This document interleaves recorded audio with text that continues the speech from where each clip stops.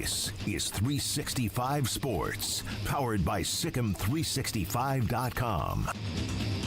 Welcome to the Triple Option. Here's your host, Paul Catalina. Welcome in, Paul Catalina, Steven Simcox. And by the way, Steven, I'm just going to let you know this right off the bat. The next time so tomorrow there'll be a triple option. There will not be one on Monday or Tuesday because I am taking my wife on a little weekend getaway. And I'll be back here Tuesday for the main show, but not triple option. So, here's the thing. You are about to go on a Disney cruise. Oh, you're going to be here next week anyway, right? I'll be here on Wednesday. You'll be here on Wednesday? On Wednesday, yeah. But you're leaving for a Disney cruise. I'm leaving tomorrow, yes. Tomorrow for a Disney cruise. Yes. I'm going on a Disney cruise next year. Really? Okay. Yes. My wife goes on one every single year with her family. And this time she did a placeholder. I'm not a cruiser. You don't like it? I've only done it once when I was 18, right after I graduated high school. And it was fun. I was with my friends. But, that was 27 years ago, and I haven't revisited it. I haven't done it again. Now, my mom goes on 3 or 4 a year all over the world. She's taking my nephew, who barely graduated college, or high school, not college. Barely graduated high school last year. His graduation trip is London and Norway and fucking Amsterdam. I'm sorry. I'm a little but where did you go? Gainesville? Yeah, that mine was I went with my friends on that 3-day cruise to the Bahamas, where we, slept 4 to a room up very low in the ship. It was us, and then y'all were in the water. Yeah, we were. No, we were. It was us, and then right next to where I assume they put the coal in. You were there with the deckhands. Yeah. I'm just walking by. It's hey, matey. It's a rough one down here in the engine room. I tell you that right now. Oh, this guy's covered in soot. Yeah, I've never been on one, so it'll be intriguing. I'll give reports back when I get back. But we thought about going on one for a honeymoon, but I was I've never been, and I don't think I'll get sick. But on the off chance that I do, I don't want to just be throwing up the entire time that we're on the boat. So hopefully this will be good. But I've heard great things. I've heard there's plenty of food, and you basically just chill on the boat for a couple days. So, if that's the case, that sounds wonderful to me because I'm not an excursion guy. That's not really my thing. Well, so she's done all the excursions. Now Disney has a private island which she likes to I think they kind of make everybody get off the boat because that's when they vacuum. Change sheets and that thing. Yeah. No, but that's the one you kind of want to because it's got this cool little island and especially the kids to get off the boat. But where are you going? The Bahamas or Mexico? Mexico, okay. So yeah, that's what she likes it is you're essentially at a floating theme park. And there's stuff to do all day on the boat. So, I'm excited to go next year. I've finally been talked into it, but And by the way, she took my niece. My mom took my niece, by the way, to Tahiti.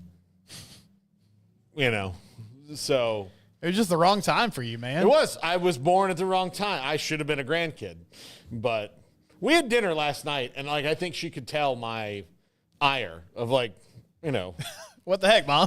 I graduated straight A's and honors and had a job and then this kid barely gets out and we're just killing your nephew's high school career. It was saying the standards have dropped. The niece, she did well. She graduated early. She's he just crossed the finish line. Yeah. It wasn't like he was a first generation high school graduate. No, I know it wasn't. No. He had good examples in front of him. No, but actually he was a bit of a chip off the old block. I'm telling you, when it came to his mother. So it's a hell of a thing to get kicked out of a Catholic school one semester before your senior year's over.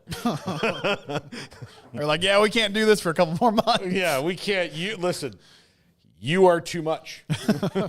And we in the church put up with a lot. I don't know if you know the history of from the day one. We have tolerated some things. You, though, no. Gotta go. No. Like, what? I mean, 3 months from now, I graduate. Not here, you don't.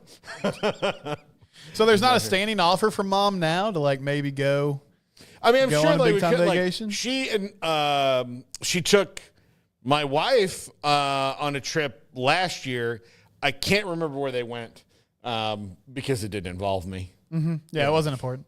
Yeah, so what wasn't important. I mean, like, she goes on all these crazy, exotic things. I think it was I think it was just the Caribbean. I'm not saying just the Caribbean, but like it was nowhere like. I get what you mean. It was nowhere like my wife hadn't been involved. It's like, you wouldn't believe it. We were in Reykjavik, which Luke will get to do, So I'm glad for hopefully seeing other parts of the world than this small little place that he's been his whole life will make him see that hey, maybe I should try. Just try. Just a little bit. Let's try. So I'm for it in that regard. But my mom is 78 years old, and this is a kid who doesn't know where to if he lost his belt, he wouldn't know where to go buy a belt. So if anything happens to her in a country I don't know, Iceland, where English isn't the first language, I think we're kind of screwed. So that's where I get a little nervous. A little nervous. Yeah, I understand that. And I'll probably have to have this talk with him far less sarcastically, because if it's in this tone, he'll just tune me out. And he'll be like, whatever. I go to the belt store. That's where I go if I'm going to lose my belt. Go to Amsterdam, bro. Yeah. What are you mad about? So, but yeah, I'm not bitter. I'm not bitter. Obviously not. I'm not. I'm sure it's not coming across. You're as past bitter. it. You're not thinking about it. I'm not thinking about it. No. We just had dinner last night. I explained all this to my mom, and she's like, "No, it'll be fine." I'm like, "Will it?" According to who? I mean, you were on a vacation a few months ago. Amanda went over to the house to feed the cats, and he had stuffed so much stuff in the washer and dryer, it almost broke the thing. Oh, no. So, well, that's just efficient. No need to do multiple loads. I mean, it was his sheets and his jeans and his hoodies, all the heavy things. Yeah, it was just a puddle. Here's the thing: you can see the puddle of detergent on top. Three because comfort. the water couldn't get. It's like 3 comforters in there. Yeah. Oh no. So. Yeah. So. Anyway. We'll figure it out. Yeah. Somebody will. Somebody will. But I'm going to, and that was all to say that next Monday and Tuesday there won't be shows because I'm taking the wife to Fort Worth. We're gonna stay in a really nice place. I don't want to tell people because I don't want people just showing up. But I'll tell you in the break. Do you use a fake name when you book hotels? I've done it before for shits and giggles, because they'll do it for you. Mm-hmm. But then the guy at the desk doesn't oh, this guy must be some kind of important. Yeah, right. Hey, listen, if anybody comes for me, they must ask for Johnny Bigglesworth. And, whatever name you give them. Chuck Rain is one I like to give out quite a bit. That's my action movie name. That's a good one, yeah. Yeah, if, think about this, hey, oh my God, the vice president's been kidnapped. Get me Chuck Rain. This July, it's raining. It's a storm, and just me punching people. Can you please do a bit where you slip the front desk person 2 crumpled dollar bills and you're just listen, if the paparazzi come by, I'm not here. Yeah, I would love to do that. No, couldn't you see Jason Statham though playing Chuck Rain? Yeah, for sure. Yeah. Full cast Ryan. What would his occupation be? Because he's always like, I'm a beekeeper. I'm beekeeper, yeah. Beekeeper, Yeah. driver. Yeah. I think I might do Message Board Geniuses as Jason Statham. I think that might be a good one I think so. to do. We haven't done that together, have we? No. Then maybe next week we need to do some Message Board Geniuses with Definitely. Steven where I do characters. You find some Message Board Genius posts. Okay. I'm going to give you your homework next week. We're going to do this in place of the wheel next week. Okay. The wheel will be this. But you find me Message Board Genius posts, and then we will do kind of the wheel of impressions, and I will do them as Skeletor and Jason Statham and whoever else, Sean Connery, whatever we can do. I like that. It's been quite a bit. I'd like to make these people sound distinguished. Mm-hmm. Like if somebody's like, I think we should have hired Rick Pitino. Mark Pope is not the guy. That's a good bit. I like this idea. Yeah, so we'll do that. We've done it a couple times, and we've had fun with it. Mm-hmm. So, but yeah, I mean, Chuck Ryan. Well, what's your occupation? I've done a lot of things. So, anyway, Do you think Jason Statham and Liam Neeson hate each other, or you think they're I bet you they're cool. cool? Yeah. Here's the difference. Liam Neeson does all these action movies because he did one of them and it made him a bunch of money. And they're like, hey, do you want money? And he's like, I mean, yeah, sure. It's pretty easy work. Yeah. I just be angry on the phone. Yeah. And then I don't really have to do a lot of to get the character. and punch people. Right. Jason Statham, I'm trying to think of the two best roles he's maybe ever had. I think anything that he did with Guy Ritchie was good, but it was kind of good around Jason Statham. But Snatch or Lock, Stock, and Two Smoking Barrels, really good, Jason Statham roles. But everything else is just The same guy. He's a guy who's somebody's been wronged in his atmosphere, and he Needs to rectify it. Yeah. yeah, and he rectifies it. That's the thing. But he hasn't done Liam Neeson was in Schindler's List and a ton of other really good stuff. Kinsey and all these really deep good movies, and then Right. and then he does one Taken movie action star Liam Neeson. That's your bit now. That's He's your gig. done he's done tons of prestigious dramatic movies and all that, but he's got a wide varying careers where Jason Statham is pretty much that. That guy. Yeah. Yeah. I mean, even Vin Diesel was in Saving Private Ryan. I didn't know that. Yeah. Now listen, they took him as far in the movie as they probably could take him. He died in the early part of it. He was the one in Saving Private Ryan. Vin Diesel's the one who goes to help that kid that's in the building and then gets killed. That's Vin Diesel. So I have a feeling they were okay, he's this is a 3-hour movie. We've got Vin for about 118. He's done his job. Yeah, if we get 118 into this, that's where we're gonna run out of the Saving Private Ryan level acting. Mm-hmm. We'll leave the rest of that to Ed Burns and Matt Damon and those guys. But Vin, you've got and you're not gonna be in every scene, so you got 6 scenes in you. Yeah. You're not Hanks, but you're here. You're a bench player. Yeah, exactly. Just give us some good minutes. Yeah, but Jason Statham's never been in a Saving Private Ryan or anything like Right. that. I do remember one time hearing an interview where he was making fun of Marvel movies because of green screen, and I'm like, what? Which Godfather sequel were you in? I'm sorry. You're not exactly Daniel Day-Lewis. Yeah, I mean, yeah. Were you in There Will Be Blood? I drank your milkshake. No. Yeah, I don't. They didn't it wasn't Lincoln starring Jason Statham.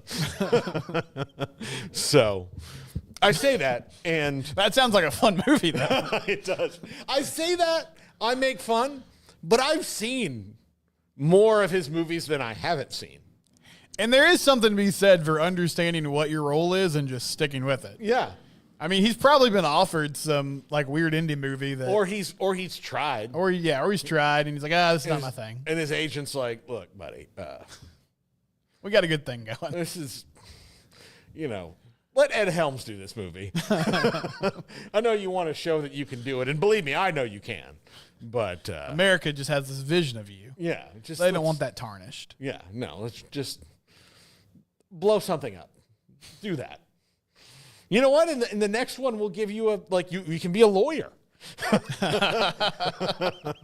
Or a doctor, have some prestige job. But you need to be a doctor a surgeon who was like in the military and knows how to blow things up. Right. Like a surgeon who can work a gun. Like one of your anesthesiologists gets killed, and then you have to. Yeah. There's a scene where you're doing surgery while you're shooting people, like sewing somebody up. Yeah.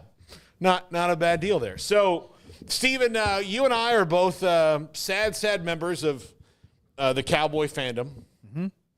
And they did something on Monday or yesterday. I guess it was yesterday. That they have not done in a while, which is sign somebody before they absolutely had to in Oso Odigizua. And then they also, they built out CeeDee Lamb's contract extension last year where it automatically restructured so they got $20 million in cap relief. So all this kind of works out and balances out for them, which is good. Not normally what they do. Today, Max Crosby just signed a massive 3-year extension, $106 million total value, 91 of it is guaranteed. So the only money the Raiders will save is $15 million of performance incentive salary, $91 million guaranteed. That is about the number around where Micah Parsons will get. They know that today. Today they know that. They could take the contract, go to Micah's agent and say, okay, well, here's the number. And what years are we talking about here? And if they say we want 7 years, and we're like, we'll do 5. So then they're going to take that $91 million and then make it for 5 years and instead of 3. And then that's the number of guaranteed money they'll have for the length of the contract. And they'll work all that out. That's what's going to happen. And then there's going to be the little things in there, performance bonuses and ways that they do that. But the contract, the Raiders have done the work for them. Yeah. The Browns or whoever, if Myles Garrett gets traded, which I still don't think he will, there's no really incentive for the Browns to trade Myles Garrett. Mm-hmm. They have the second pick. It's not like they can move up to the first one. There's nothing they're going to get back that's going to be equal value of it. But so all those people like that that are big time impending contract pass rushers are seeing this contract go, okay, well, that's about what I'm going to get. He'll get a little bit more. So you take it, you add a little bit more to it. So then Micah's now the highest paid non-quarterback player ever, like Max Crosby is today. That's how it works. But the Jerry Jones Cowboys will take 6 months now to get to that point when they honestly could do it in a week. A week. They could do it in a week. If they just said, before free agency starts, we're going to get Micah done and we'll worry about everything else after that. Here's what it is. We know what the number is. Boom. Here's what we're going to do. And it's not going to get cheaper. It's not going to get cheaper time in 6 drags months. on. Yeah. They could do it. Max Crosby signed today. Honestly, by Wednesday, 1 week from now, before free agency starts, on the weekend, they could get it done. That's how fast these things can go. Mm-hmm. Because don't think the agent doesn't have, Micah Parsons' agent already has the framework set up. Everything else is going to be back and forth and all right, well, put that in addendum C and all that. But I just have the feeling that Oso Odigizua was a one-off and that sometime in late August, around the last preseason game, we're going to see Micah and camp going I knew we'd get it done the whole time and, happy to get out to Oxnard for a day and a half. Right. Before I have to go. I really wanted to just be here with my teammates. It was hard being away, blah, blah, blah, blah, blah. So, do you think the Cowboys will do the Osa thing or will they do the normal thing and we'll see Cowboy scenario A, which is late August, I'm glad I finally get this done. Mm-hmm. I unfortunately think they'll do the normal thing, which is let this drag out because that's kind of what they do with deals like this. It doesn't make sense. I mean, you laid it out really well there. It's not going to get cheaper. You know who Micah Parsons is. Your only real options are putting him on the trade block and possibly getting picks back, which I don't think that's a great plan either, or sign him to this deal. And I'm not sure if it's – I mean, obviously Jerry likes attention. He likes to be with the media. He likes to be the center of attention. He builds this franchise around the idea of it being a lightning rod for people to talk about. But, I mean, we saw it play out with Zeke. We saw it play out with Dak to a certain extent, even though Dak didn't really hold out.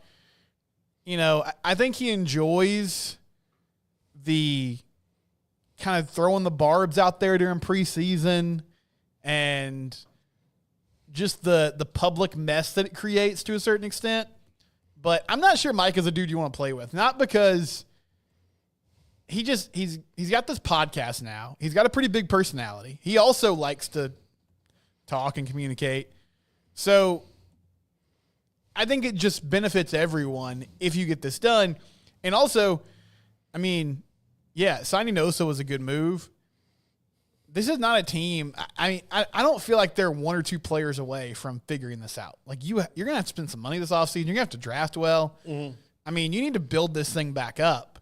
So you need to know what your cap situation is. And you have to understand, like, okay, we're allocating this much to him.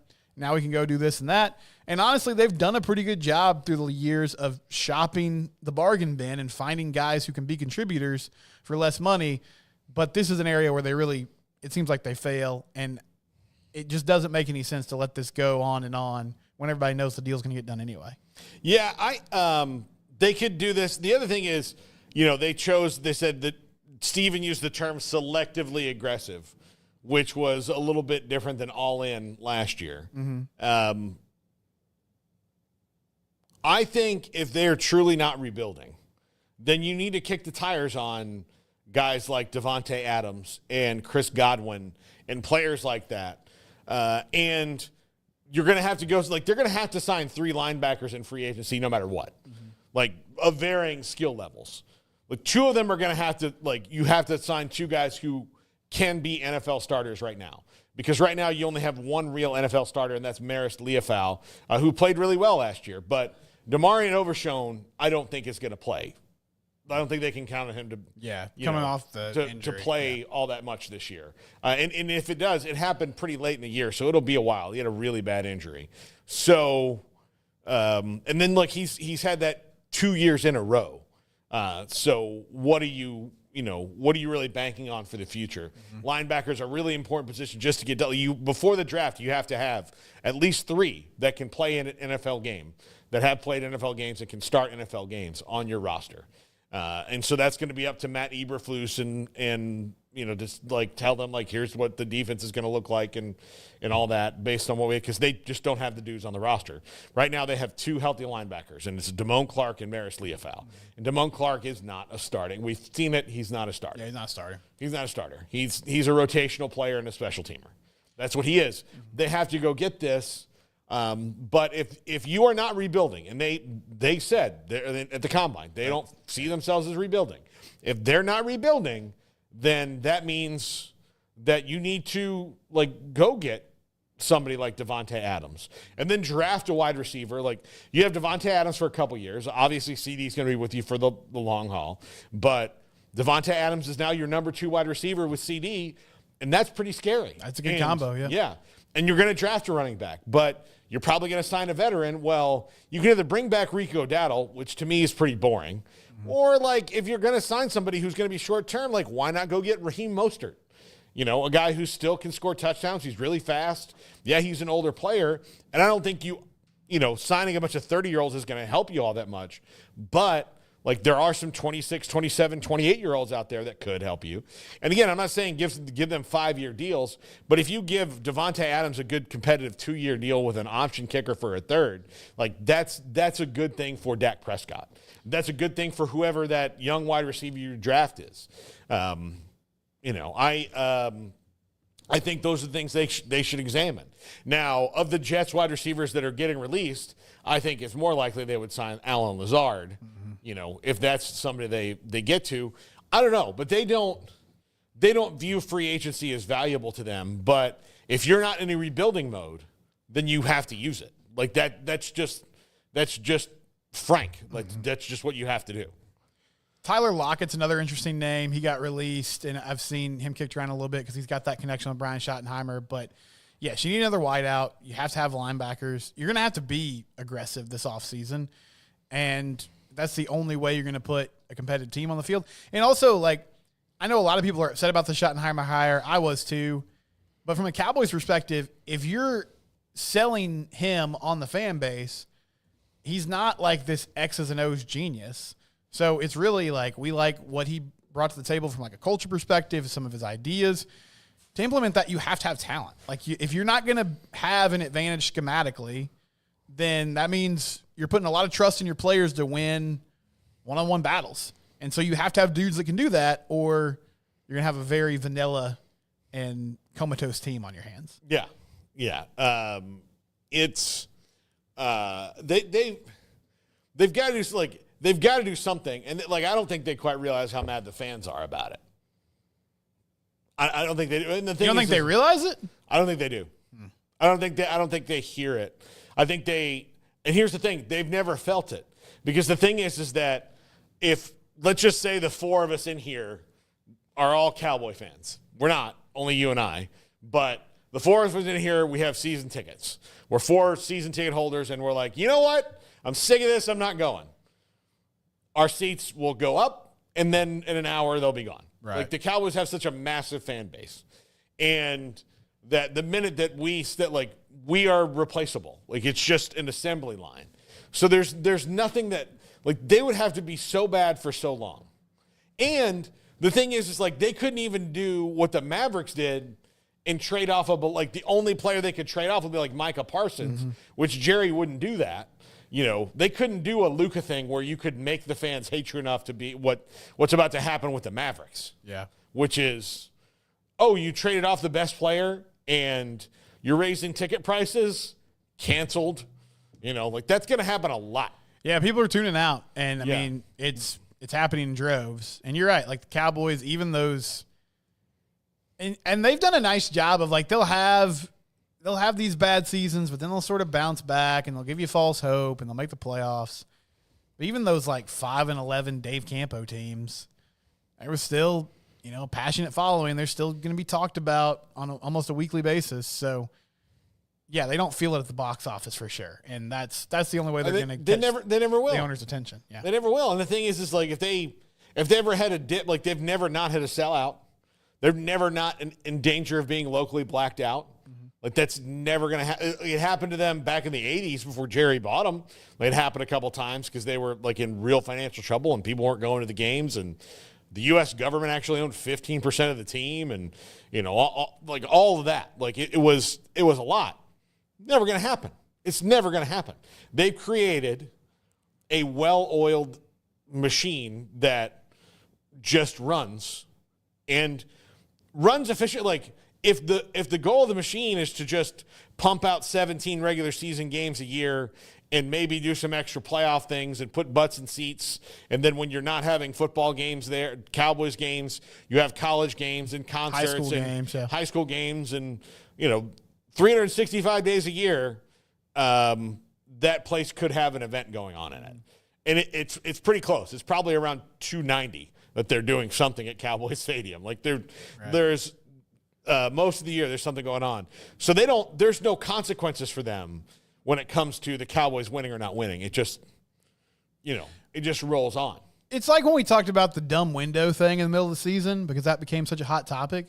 But you pointed this out. You were like, do you realize how many window companies in Arlington or just any sort of contractor would just go up there tomorrow and fix the thing, either tint it or put like curtains up or something, and all they would want was like tickets and maybe a kickback on sponsorship or something. Yeah. But, you know, he doesn't see a need to do anything about it because and look, I get from his perspective, it's 2 games a year where this is a problem. Sure. It has to do with the time of the year, the time of the game, like, but, you know, for those 2 games a year, you could roll out some curtains just for those 2 games.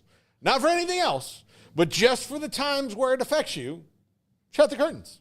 Just like if you had a blizzard, you would shut the roof, wouldn't you? Well, especially when it's not like it's not like it's become a competitive advantage for you. It's not like other teams are struggling with it and you're not. Yeah. Like, there are clear instances where your team is suffering because of it. Just change it. You don't have to have it every day. Like, you don't have to have it all the time. You can just have, and look, whatever structure you come up with that blocks it out, I promise you will be cool. Like, they're not just going to put curtains like we have in here up. That's not how it's, they're not going to go to Home Depot and just get a bunch of blackout curtains and call it a day and be like, hey, there we go. That looks good, right? That would be a funny bit, though, if they had Jerry up there doing it. They're pretending he was going to do it. Yeah, like, all right, well, yeah, no. You know what? Let's put a sconce in between these to like a highlight piece for the wall so it doesn't just completely block it out. No, it would be cool looking. Make a cool looking thing that just blocks it out. The 2 times a year in November where it affects you. Right. It's like it's late October and early November, and then it's over. It only happens those times, but every year there's a situation where they don't score a touchdown or get a first down or throw an interception because the sun's in somebody's face. Is his wife's name Jean? Yes. Okay, yeah, just get Jean to do it. That can be another thing they highlight on Sunday Night Football when they're like, hey, here's Jean's art wall. You know, like she put some art pieces up here. Now she designed this area that keeps the sun out of people's eyes, but it's artsy. So just do it that way. Yeah. Just do it. Like, those are the things. And I think that's the thing that's maddening. The Cowboys don't really need to make, like, the Browns need to make big wholesale changes in the way they do business. The Cowboys need to make little moderate changes. Mm-hmm. It's not earth-shattering, like, what they need to do. Right. They don't need to. I mean, I guess, like, having the owner not be the GM would be kind of earth-shattering. That would be a cool thing. Yeah, that would be a dope thing. In spite of that, they're still pretty viable. They have the worst general manager in the entire NFL, and they're still good most of the time. So, like, in spite of that thing, like, removing him from that position one day will only be a minor adjustment because most of the time they do win. They just don't win to the level that is satisfactory. Well, and you would think they would be so motivated right now. I mean, the Eagles won a Super Bowl. The Commanders are coming off an NFC Championship game appearance. They got a young QB that everybody loves. The Giants maybe will have Shedeur Sanders here in a few months, possibly. Like, they could have a young, fun QB. But again, I guess it just goes back to, like, they're still popular, so they probably don't even really think about those things. Like when Brian Schottenheimer got introduced and it was the so-called drought. It's not so-called. Like, yeah, it's a drought. When it hasn't rained in 30 years, you're in a drought. Like, it's not like you're not splitting hairs. Like, it's not like you would go out to the Mojave Desert and be like, well, some scientists call this a drought. Like, no, all the scientists call this a drought. Like, if you are a scientist who doesn't call that a drought, you're not a scientist. That was such an amazing just moment of statements. That statement, and then Jerry being like, hey, you know how you guys have called him a lifelong assistant? Well, he can't do that anymore because I just hired him as head coach. Like, okay, well, not really selling him. Every professional organization, whether it's pro sports or a big company, they should have a 17-year-old, like, Redditor, like a 17-year-old person on Twitter or Reddit that just reads their public statements and gives them all the ways it's going to get made fun of online. Like, oh, yeah, you got to take this out. That's going to get destroyed online. They should do that. That's my great idea. Yeah. Thank you. I think, look, there was a commercial, and I think everybody who watched us knows it, but that Baylor was running for a while where a dude was out in the woods hunting for bears and didn't understand, like, the connotation there. The connotation and there's a certain culture where that nomenclature means a certain thing that's not what he was. But also the way the commercial got set up, it also definitely wasn't not that. I mean, just a dude in the woods, like, looking for other dudes. Yeah. I mean, you got to have a very online teenager on your staff. You have to have just, like, one guy who's you run the commercial and he's like, huh. Yeah. Like, here are the memes you're going to see if you post that. Yeah. That's what, that's what that would be a very, like, instead of, like, Elon Musk, instead of having these guys, like, rip apart the government, like, those dudes should just be in charge of, like, they said boob. In this commercial, they said boob. This is, That was funny. I'm like, oh, well, I guess we got to change it. Didn't realize it. Yep. Get your notes from the standards and practices people. Yeah. There's just a bunch of online teens. Any billboard that you put up that's like your face, you should have like somebody like do a mock-up of, can you draw a phallus on it? Yeah. And if you can, you got to like, hey, we got to do this again. Here's all the ways you can deface this. Yeah, one. here's all the dirty things you can do with this. Let's get back to the drawing board, guys. Yeah, no. That's we didn't think about that. Like Dougie, Remy, come here and look. And they're like, oh no, I could fit 7 of them in there right now. So, Oh, man. what was that Netflix show that was like the documentary that was the American Vandal? Have you ever seen that? Mm-mm. Oh, my God. Emery, have you seen American Vandal? Okay, so American Vandal it takes place. There's 2 seasons. They both take place at different high schools, but some of the characters are the same. And it's kind of a spoof of American Making a Murderer. So it takes place at a high school, and this kid gets suspended, and he says wrongfully, for spray painting a dong on on somebody's car, I think, on like the principal's car. And so there's this whole thing, and these kids that are at the school do a whole documentary about it, like trying to clear his name. Oh, that's an interesting idea. It's so funny. And like the way that they like forensically break down the spray painting. And like the reason he got framed for it, because it was kind of that kid's thing, is to just spray paint dongs on things. And then like they're like, oh, no, there's no vein. See, I always put a vein. Like that. So it can't be me. Yeah. So, but yeah, like that, those kind of kids need to exist. Yes. Where you just make sure that doesn't happen. They can tear things apart for you. Yeah. And here's the thing. It can be a rotating, like they'll age out of it.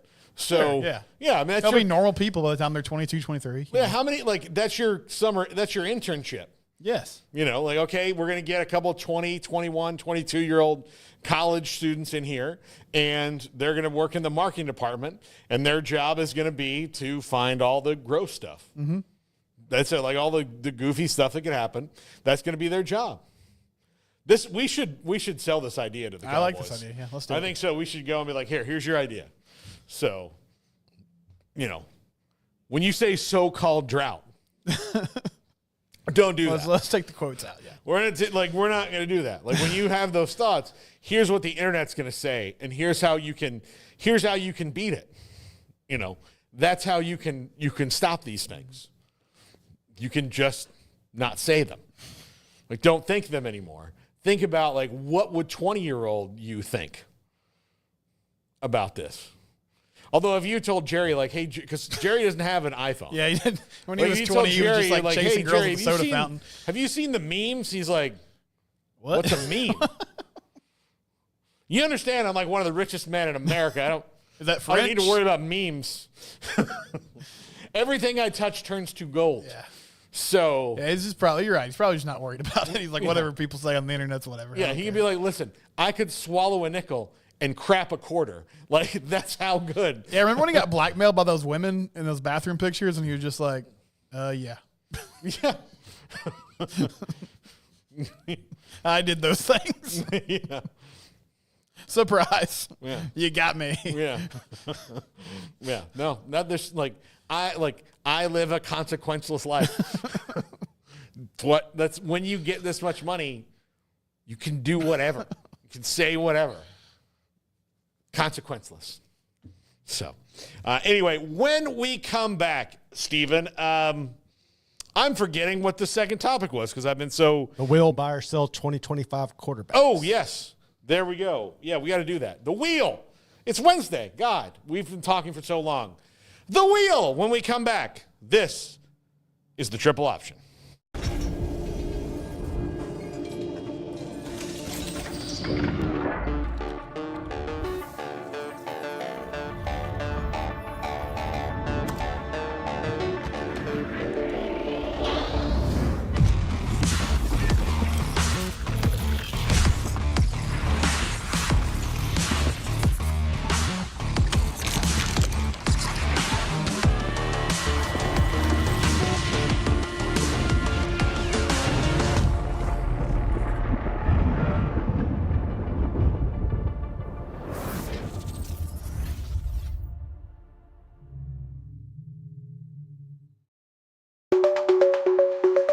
Protect your online privacy with NordVPN.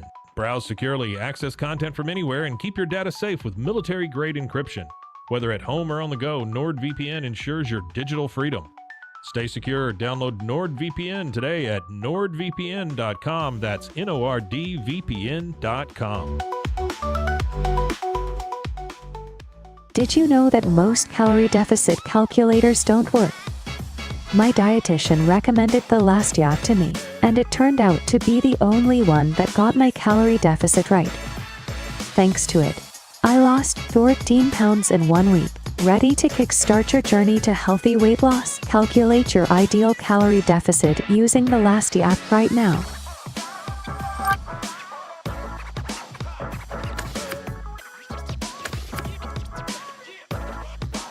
Life will test you. It'll turn your world upside down. Again. And again. And again. The only way to hit back is to stand up. Stand up every time. And say, I'm not done.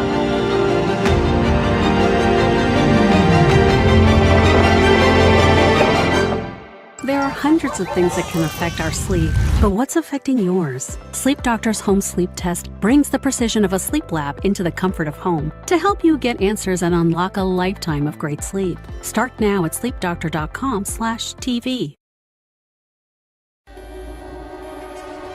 This is 365 Sports, powered by Sikkim365.com.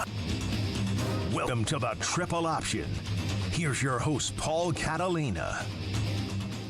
So, yesterday, Paul Catalina, Steven Simcox on 365 Sports. We had a good friend of the show, a great guy, Jim Grobe, who's the coach at Baylor for a season here, interim coach at Baylor, and he was at Wake Forest forever. And he just finished his term on the College Football Playoff Committee. So, right off the bat yesterday, Garrett was here and heard me ask. I asked him, I said, look, my fellow FSU brethren will kill me for not asking you. Why was it so important to you guys, or like why did Alabama get in? Like what were the discussions like? What did it come down to? And he said, look, they're a different team without Jordan Travis, and one of the criteria they says are if key players are out. And so he made a very good argument for it, except for the fact that FSU won the 2 games that he didn't play. And I didn't really get to follow up with that because I didn't want to be argumentative. But, like, the only thing I could think of was, yeah, but they won. Like, they won those games. It's not like had they beaten Florida and lost to Louisville, you'd have been like, well, if they'd lost to Louisville, I'd have been like, you know what, I shouldn't have lost to Louisville. Like, can't lose a conference title game They can't lose the conference title game. It's very evident this team is very different. No, they were – like, not only did they not lose the conference title game, yeah, they didn't play well on offense, but the defense was as dominant as you could possibly. For 2 straight games against Florida and Louisville, the defense was dominant. Like, neither of those offenses peed a drop the whole game. And that's why I was just like, yeah, but they won. So, like, it wasn't like they was out and they lost. They still found a way to win. Like, that's where I get confused on that. Yeah, I understand that. I mean, they won.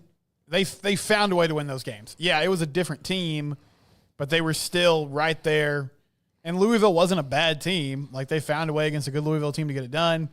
I think they would have played Michigan well. I feel like that pass rush would have really given them trouble. But, yeah, I mean, I think unfortunately for Florida State, and it shouldn't matter because this happened after the selection. But that bowl game just took so much wind out of their sails when it comes to this. But in the moment, you're right. It felt like that was a team that could compete without their best player, as crazy as it sounds. And, it's just talking about those hypotheticals is why we get so mad, because the bottom line is it should be about the resume itself. It shouldn't be about, like, what's going to happen in the game. Like, we don't know. That's why they play the game. But like, there are going to be – of the 4-team playoff era, I think we should do a Netflix documentary on it. Is the 5 most screwed teams, and no offense to TCU in the first round of it, Stephen. But I think Baylor's the one who got screwed in that because they won the game. They beat them. Like the whole, well, they lost to West Virginia. Yeah, but TCU lost to Baylor. So, like, that was, to me, when that was more Baylor than TCU. Now, it wound up being the entire Big 12.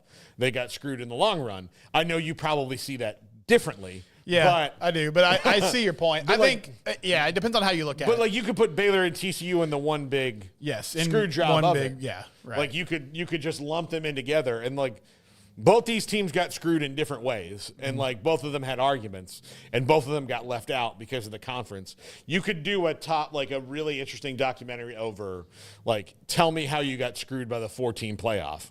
And then the last one would be, you would, like, just do a series. And the last one would be Florida State going, like, but we won. You know? We were undefeated. But we didn't lose a game. Yeah. And then, like, the TCU Baylor game, one could be like, TCU's like, we only lost one game to them. Like, they're the number, they're the number 5 team. We're the number 6 team right now. They're our only loss. And then they lost to West Virginia, who's barely making a bowl game. So their loss is worse. And then Baylor's like, yeah, be that as it may, we beat you. So, like, let's flip a coin and one of us is going to go. Like, that's what it should have been, was like, all right, heads, tails, you go. That's what Bob Bowlesby should have done. Been like, well, we're going to go with this narrative here. But that's not what he did. He was like, they both should be in over Ohio State and the defending undefeated national champion.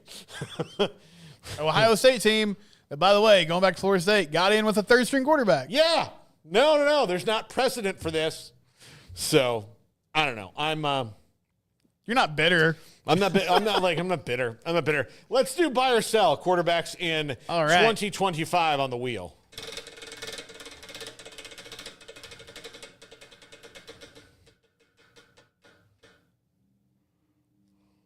Caden Salter.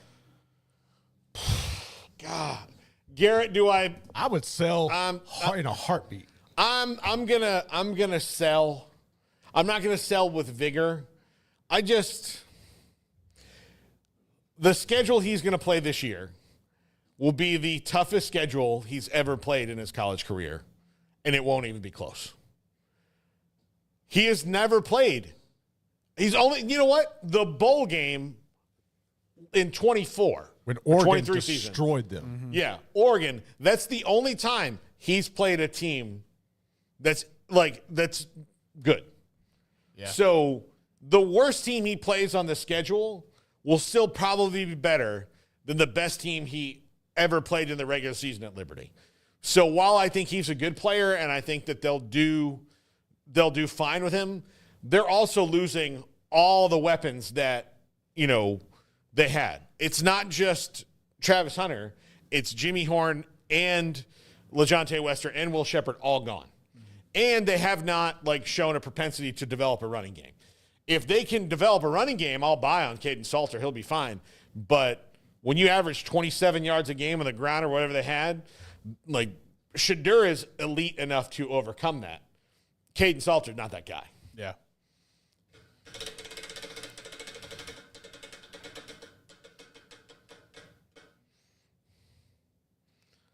John Mater?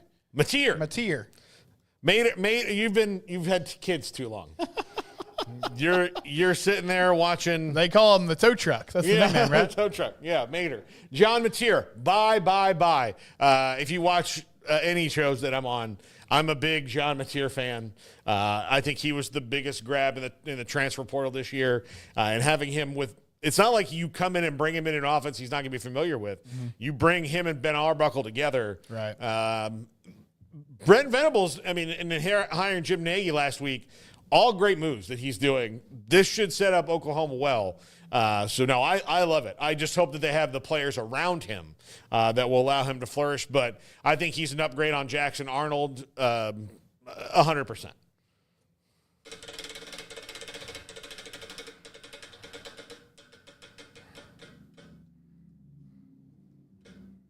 Cade Klubnik. Oh, Lion. Look, I'm in a really interesting period where yesterday I did a top 5 where I had to rank Florida as the SEC team that'll take the biggest jump next year. Is DJ Lagway on that list too? I should have put him on here, but I left him off. Anyway, I'm buying him as well. Yeah, I figured you were buying him. Yeah, but Cade Klubnik, yeah. I mean, look, another year with Garrett Riley. Mm-hmm. Clemson looks like they're kind of shoring things up. Their wide receivers have gotten better. They went out and got, a couple people in the transfer portal. I mean, one on offense, one on defense, but a wide receiver that's a veteran. Westco's a really good player. I think their running game may take a little bit of a step back because, after Phil Maffa, there really wasn't that dude last year where a couple years ago when they had Shipley and Maffa, they were really lethal in that part of it. But I think Klubnik showed that he's improved every single year, and I think he's going to have a very good year.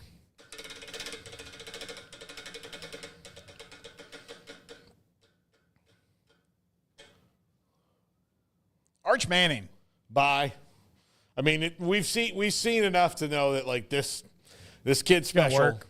Yeah. Now, do I think Texas may take a little bit of a step back in Arch Manning's first year? Yeah, because they've lost the whole offensive line and wide receivers and Jaden Blue. And now while, Bax will be back and Quintravian Wisner will be back and those things will help, but Matthew Golden's gone. Isaiah Bond is gone. Gunnar Helm is gone.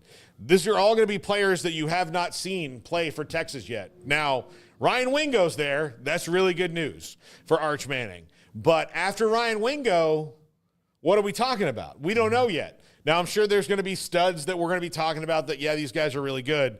But there's a lot of unknowns with Texas now for the first time in a couple years.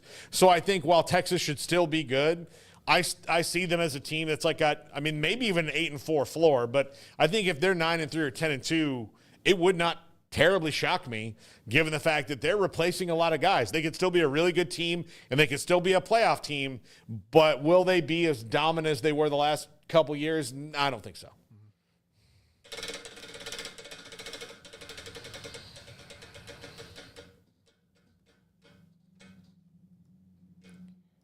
In year 19 of his career, Diego Pavia. Diego Pavia, of course, I love Diego Pavia. I'm not nuts that he's throwing another wrench into the system of college athletics. With the GP eligibility. I mean, he'll one more year he'll be fine. He'll be good. I think that he's got players that want to stay and play with him, and that's something Vanderbilt can't normally say. So, yeah, I think I'll buy Diego Pavia. I'll give him a one game upgrade where they get another win. They're still Vanderbilt and they still got to play the schedule that they have, but yeah, I think they'll still be a tough out.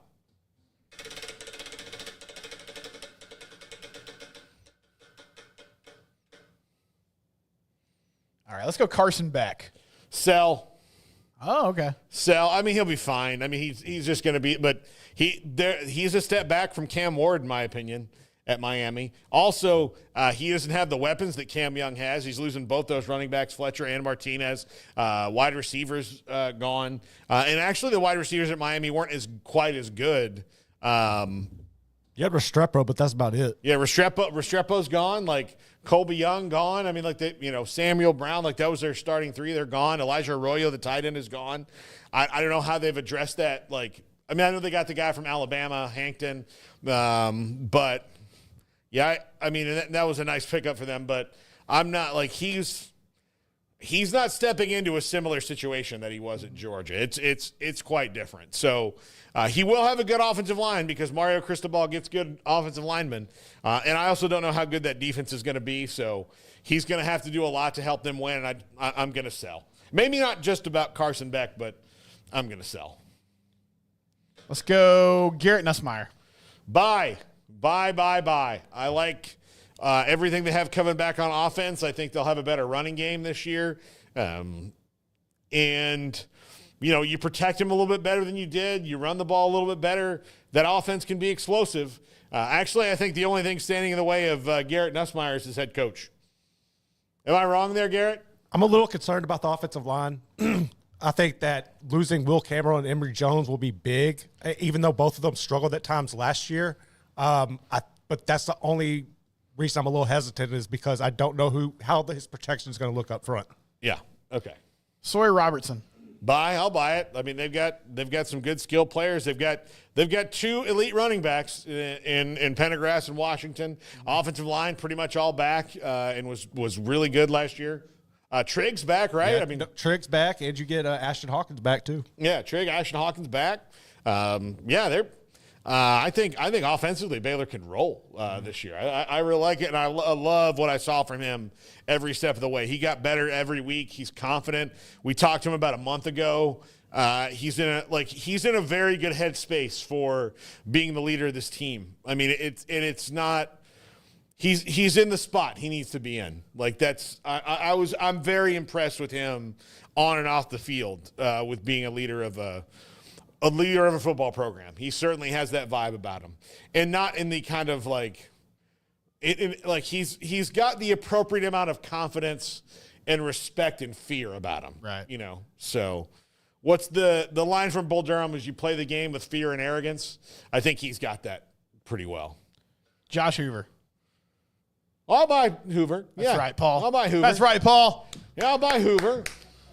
They got to get a running game though too. Yeah, they got to start helping him out. They do. They got to run the ball. They got to start helping him out. But I mean, when they've told him like, hey Josh, we got to grip it and rip it, it usually turns out well. You know, he threw interceptions early. He really kind of curtailed that at the end of the year. And part of the reason I think he threw interceptions early was I think he felt the pressure of like, well, we're not going to be able to run for this damn first down. Like, we can't stop people. So. Yeah, like I can score. So all right, it's 3rd and 11, so I got to make this happen, or we're going to be down by 14 instead of 7 in a second. So yeah, I think if they'll block better for him because of Randy Clements. I know that.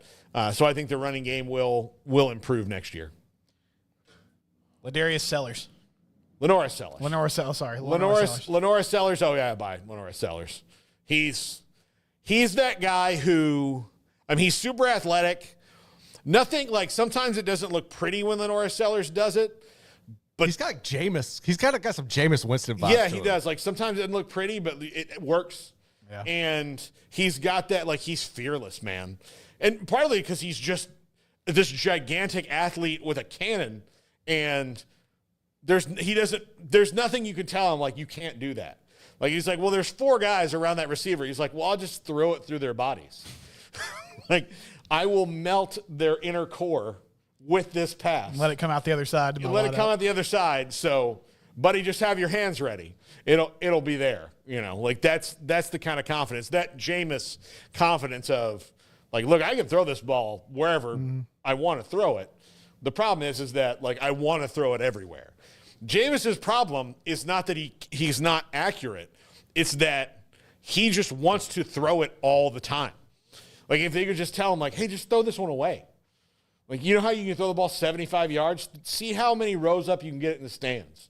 If Jameis would ever have picked that up, I don't know if he would be, he would have been at least at like a 4 or 5 time Pro Bowl quarterback by now. Right. Like maybe not all pro, maybe not winning Super Bowls, but he would have ridiculous numbers. Everybody would draft him in fantasy because he'd be like, yeah, okay, he'll throw 10 interceptions a year, but the only time the ball, like seriously, the only time the ball hits the ground is when it does go out of bounds. He hits somebody in the hands every single time. Finally, Sam Levitt in a post-Cam Scotty world. They went out and got the running back from Army, so I think that'll transition nicely. Now, granted, he's not going to be Cam Scatabo, right. And like where you're like, hey, Cam, we're going to draw this play up in the dirt where you're going to throw the ball and catch it in the same play. And he's like, gotcha. I've dreamt of this moment my whole life.